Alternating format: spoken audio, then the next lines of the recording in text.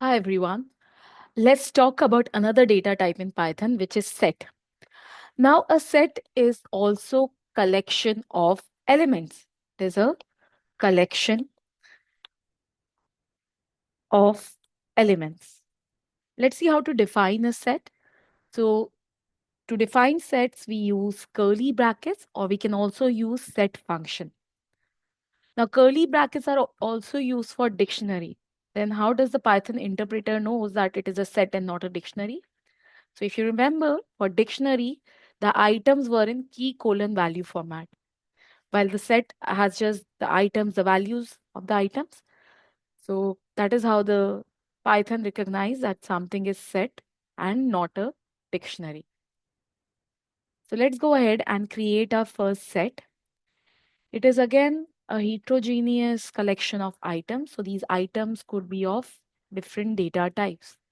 So you can have integers in here. You can also maybe have some string, maybe another integer or float at 0 also here. So this right here is a set. Let's assign it to a variable s1. And now if we go ahead and check the type of this variable s1, we can see it is a set data type. Now let's go ahead and print the s1 here. But what just happened? You see, the items, the order of the items have changed when we printed the set1. So in set, the elements don't have any specific order, and it may return the change sequence of the elements like it is doing here. The sequence has changed. So a set is unordered collection of elements. Like list was ordered collection of elements. A tuple is also ordered collection, while set is unordered collection of elements.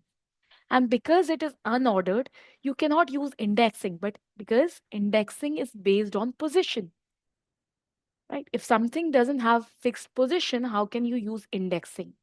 So a set data type does not support indexing. But let's just go ahead and check that for ourselves. So let's try to access set at index 2, and it is giving us a type error because indexing is not supported for a text for a set data type. Now, then how do we access the elements of set? So how to access the elements of set? So you can basically loop over the set to access the elements of the set. You can use for loop or while loop to go over each item of the set.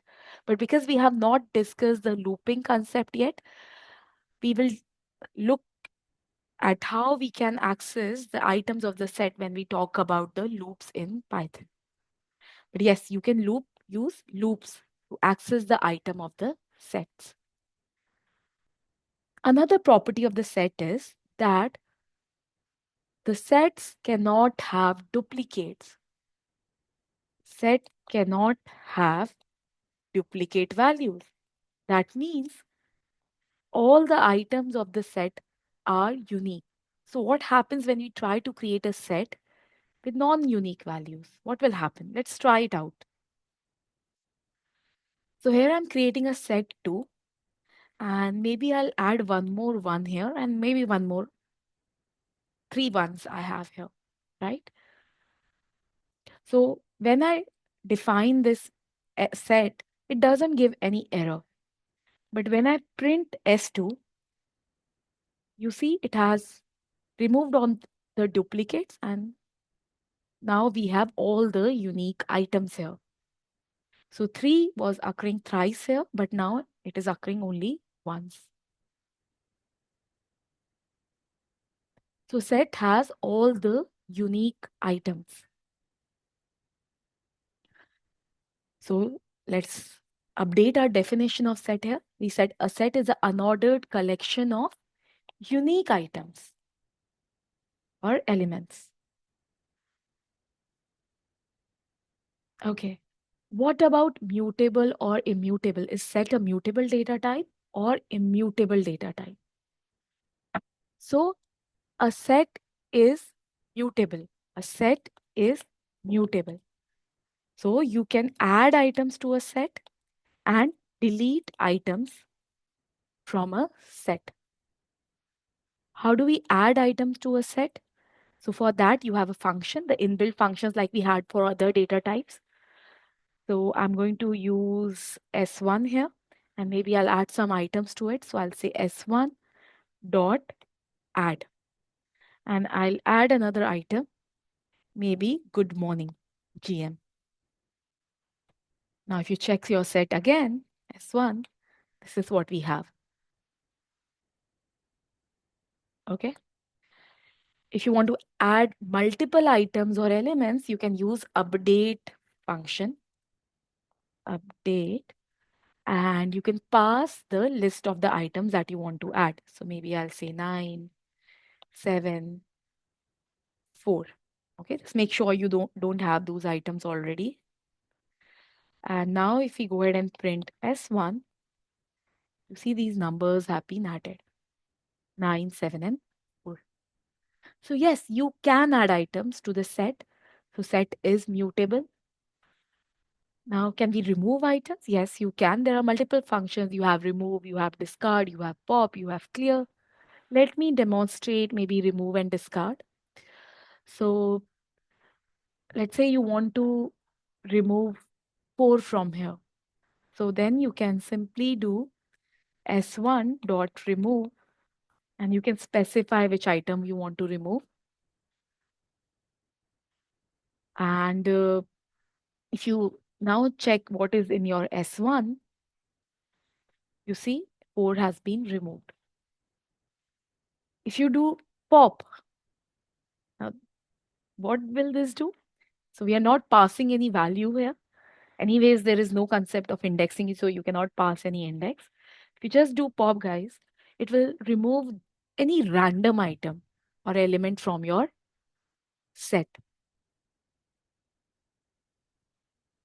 You also have discard. So discard doesn't give error if you try to remove something which is not there in your set. If you discard, let's say 100. Now 100 is not there in your set, so it will not give any error. On the other hand, when you use remove to remove function to remove 100, and because 100 is not there in your existing set, this will give you a key error. Now I said that, so set is mutable. But, so the set is mutable, but the items of the set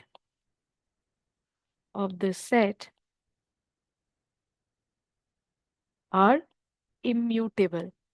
That means you cannot change the item once you have added it. You cannot make this to 200. You can delete it and add 200. That's perfectly okay. But you cannot change this to 200. Okay.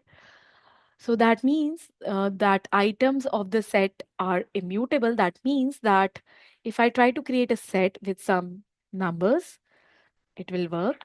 With some string, the string is also immutable data type. It will also work. We have already seen that. What if we add a tuple as an item to a set? So that also works. This is a set if we just assign it to a variable S4 and check the type of S4. You can see that this is a set. Now, what if we try to add a list here, which is a mutable data type? Now it gives a type error. Why? Because the items of the set are immutable. So you cannot add list or dictionary here. All the other data types could be item of the set. So set itself is mutable because you can add items to the set and delete items from an existing set, but you cannot modify the items of the set. So if you by mistake have put a hello here and you want to use some other greeting, let's say hi. So you cannot make hello hi, but you can delete hello and add hi instead. Now, what are the operations we can do for set? I mean, what was the need of the set data type? Having like set can only have unique items, and uh, so what is the need of it? So first thing is that you can do, because set store all these distinct values, you can perform mathematical operations like union, intersection, difference. So set is generally used for such operations. So I'll give you a scenario. Let's say you have a university where students need to enroll in different courses, and some students enrolled in multiple courses. And now we want to find the duplicate students' ID, if there are any. We want to find if there are other students who have taken common subjects or more than one subjects. Uh, and we want to maybe find the students who have just taken, let's say, English but not maths.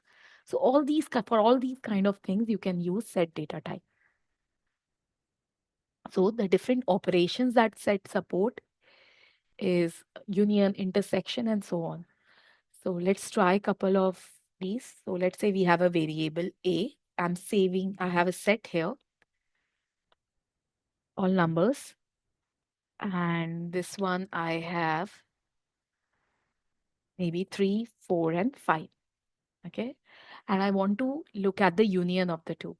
So I can say A dot union B. So what will this do? It will give you the union of the two. So I'm sure all of you must have learned Venn diagram at some point. So if this is A and this is B, the union will give you this entire region, right? That's what union is. So let's go ahead and run it. And this is what we are getting: 1, 2, 3, 4, 5, because that's what union is. Uh, then maybe intersection. So let's try intersection. So A dot intersection. And if you do the intersection with B, we are getting 3, because intersection is this area right here, the common elements between A and B. So 3 is the only common item.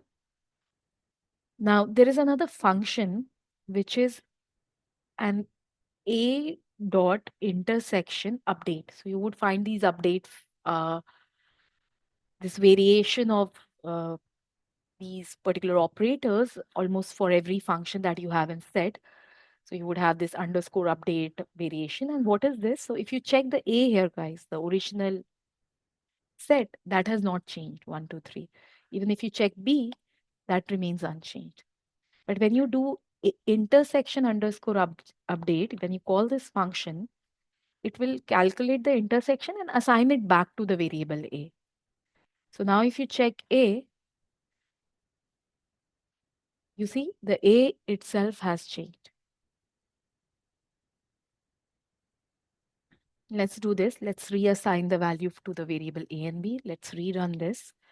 And let's try a couple more functions available for the set data type. So we can do difference. And what this will do, this will give us A minus the B, right? So this would be this area.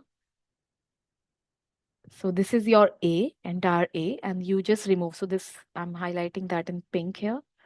So this is the area that this difference method will give. So basically, remove the common items between A and B from A. Okay. There are other ones as well, like if you want to check if a particular set is a subset of another or superset of another set, you can do that as well. So again, let's define A and B variables, and I'll probably add few more things here. Maybe I'll add 1, 2 also, and 6. Okay.